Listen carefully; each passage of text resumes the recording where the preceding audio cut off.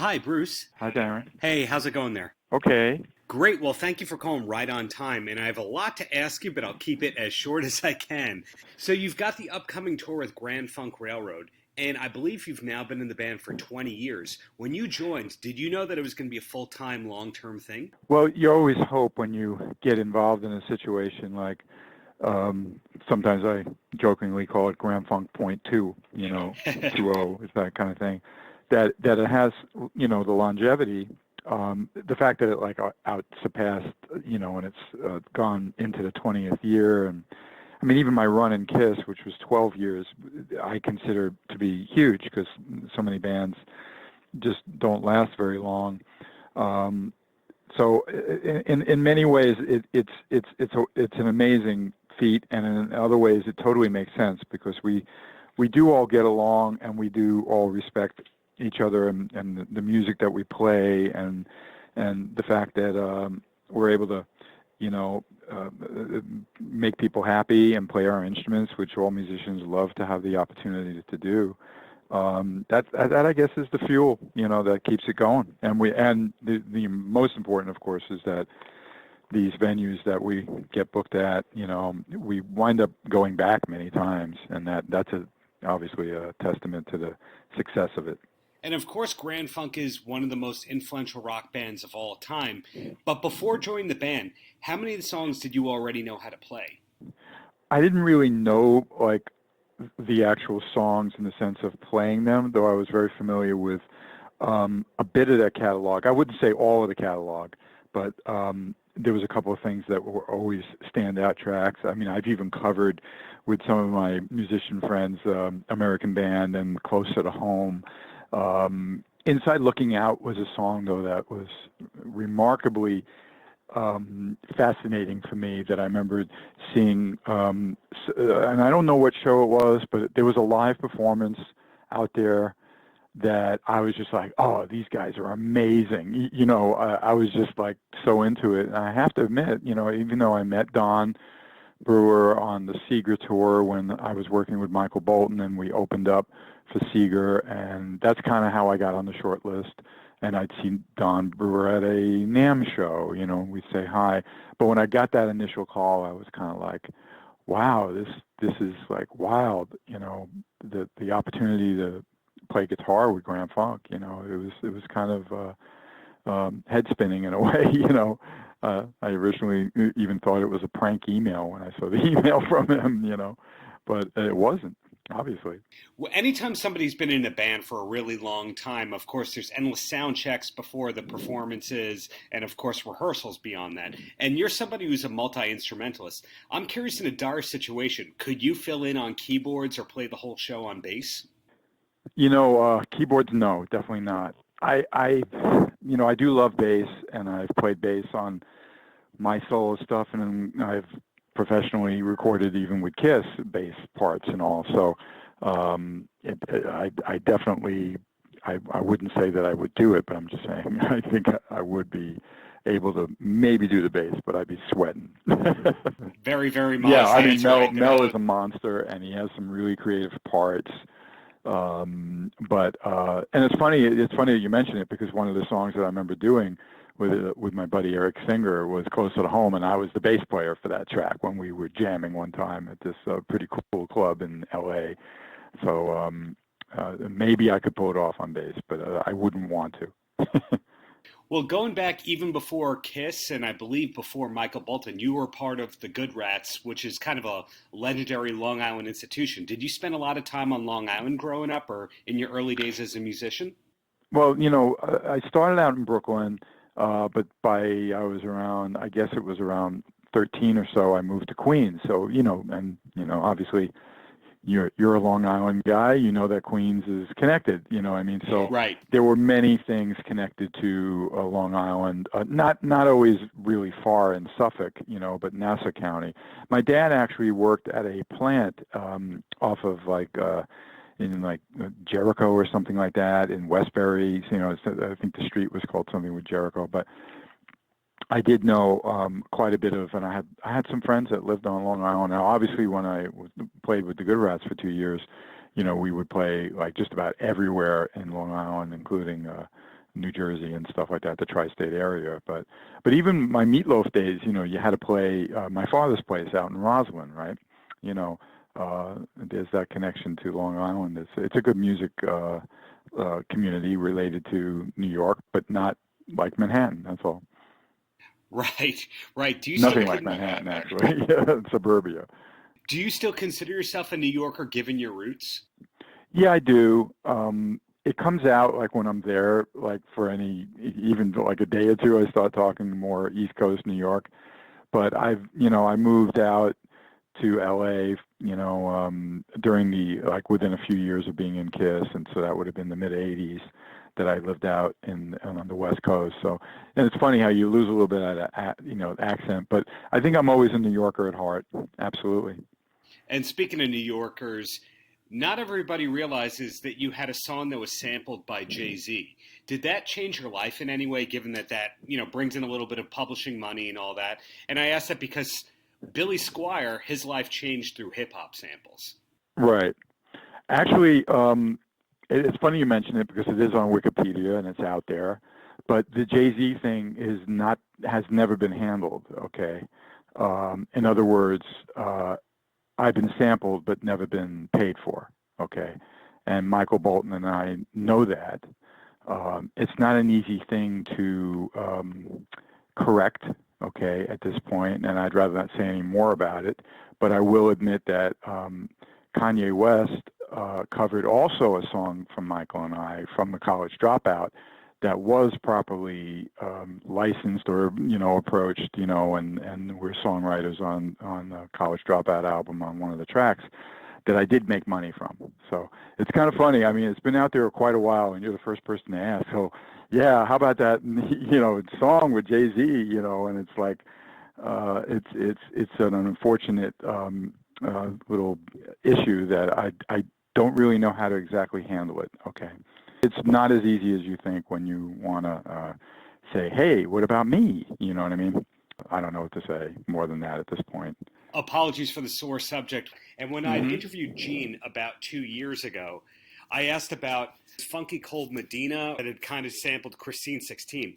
Any idea where it is that hip-hop producers are kind of finding these deep cuts from you and Michael Bolton and KISS and et cetera? Is it people like Rick Rubin that are just have these records? Well, we know that Kanye knew about the Blackjack albums, and the second one in particular was like pretty not well known at all. So I think it's a fun thing for them to explore and then recognize that, hey, this little part from a Leslie West Mountain song or whatever, or Billy Squier, or from something from my career fits, and obviously the KISS sample is pretty cool.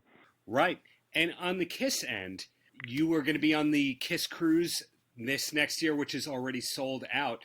Is it enjoyable at all to be on the KISS cruise, or do you kind of have to hide away because there's a lot of photo ops and a lot to do? Well, and it's a great question. I don't really hide. I'm very cool with the fans. Everyone's pretty respectful. Obviously, there's sometimes when it's just like, if I want to eat, there's actually a dining room for the artists, so you're not really disturbed. But, sometimes I want to go up to the buffet where all the fans are, and it could get a little crazy. But the fans are really wonderful on the cruise. It truly is like Disneyland for KISS, and the cruises are so... KISS fans in general are really, they have a good time, but nobody gets crazy, and there's no fights on the cruise, and everyone's like really supportive, and they understand that, I need to get from one place to the other. So, please respect that. So, I don't really have any bad taste in my mouth about that. They're all really great with me. And at this point in your career, people think of you as a real member of KISS, and I say that because I believe you're the longest tenured member besides the original four. And you look at actually, Eric and Tommy are really tacking on a lot of years there. Okay, but I had that solid 12 in a row. Okay, where Eric, Tommy might be in there already over 12 years, believe it or not. But either way, your point about me being a member in a sense where even though I haven't been active with them since '96 officially, I do feel that. I do, even though I'm part of the extended family, I would say. Where I was going with that is an album like Carnival of Souls your DNA is all over that. You, I believe, sang lead on a song besides playing bass and co-wrote a lot of the album. Is that an album that you're proud of? Well, I am. I know. The funny thing I always say about the record, because I know Paul was never a big fan of it, but we wanted to do a darker and heavier album than Revenge. It's where the music scene was kind of heading, and they decided to work with a guy who worked with Alice in Chains, Toby Wright, who certainly had his vision for what we could sound like, and I got busy. So if you love the record, that's fine. You can be happy with my contribution. And if you don't like the record, don't blame me, because that was like kind of the direction that the band chose. And, the band doesn't go to places that Gene and Paul aren't willing to explore. Okay. It's, Eric Singer and myself don't make those decisions. And just like Tommy and Eric don't make any of those decisions even currently, but I, there is some really interesting material on that record, and I am proud of it. And I especially think the work that I put into I Walk Alone really stands up now. I know I did it on the last year's cruise, and it went over really well. So I was very, very excited about that. One last Kiss question, then we'll bring it back to you, and that's, sure. You were in Kiss when there was an all-Jewish lineup of the band. Was that something that ever came up, that you guys sat around and thought, hey, Rosh Hashanah's coming up? Well, that's not really correct, because there's no Jewish drummer in the band, and Eric is kind of has a German name, his actual name, but he's not Jewish. So, but 3 of the band members were Jewish. No, I mean, but it is kind of funny that Paul and Gene and I, we do get that heritage thing, and there are certain things about it. Gene being a little different, being half Israeli and Hungarian, where Paul's parents and his heritage is closer to my parents.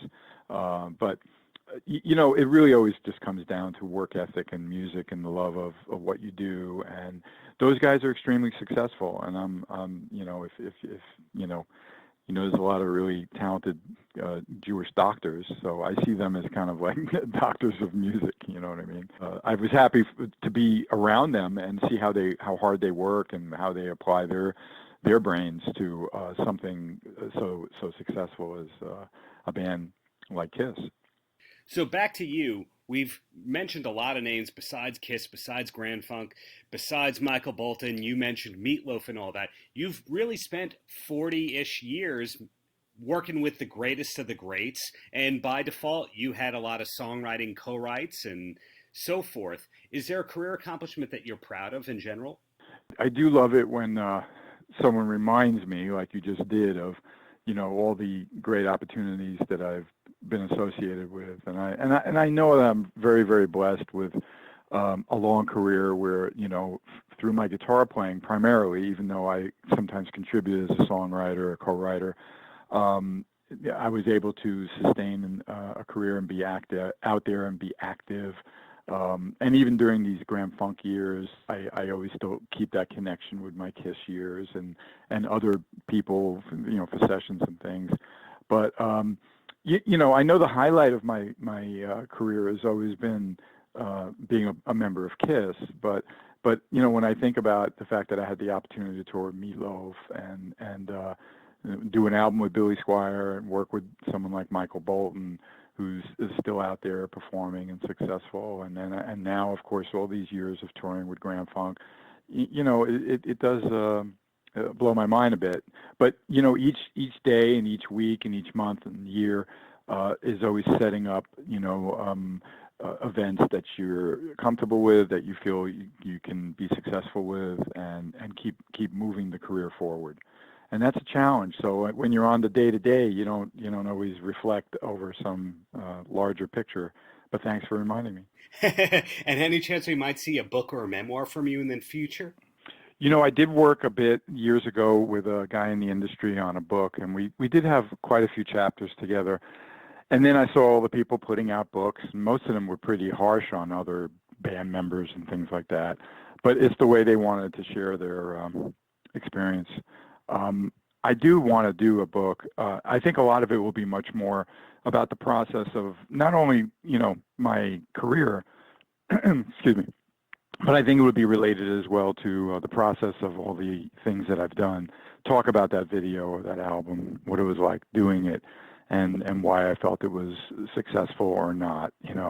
So I may have a little different approach rather than just complaining about some of the disappointments. So it wouldn't be a negative book, is what I guess I'm trying to say. But I do want to do that. Yes. Well, definitely hoping to read that in the near future. So finally, Bruce, any last words for the kids? Well, the kids, most of my fans are older than that, but I do have a lot of kid fans.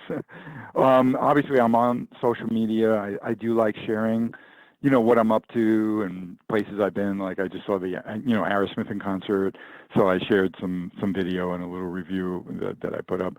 But I like getting the feedback from fans. So, and I have a BruceKulick.com is my website, and then social media. It's pretty easy to find me on Facebook, Instagram, and Twitter. I'm all there, and you see the little blue check or whatever, it is me, okay? Fortunately, I'm verified on those three. And of course, please come and check out Grand Funk. I think, the people that aren't that familiar with every hit from the band are still going to love the show. And I get featured quite a bit. So if you're really just wanting to hear my lead guitar playing, almost every song I have a ripping solo. So come on out and party with the American band.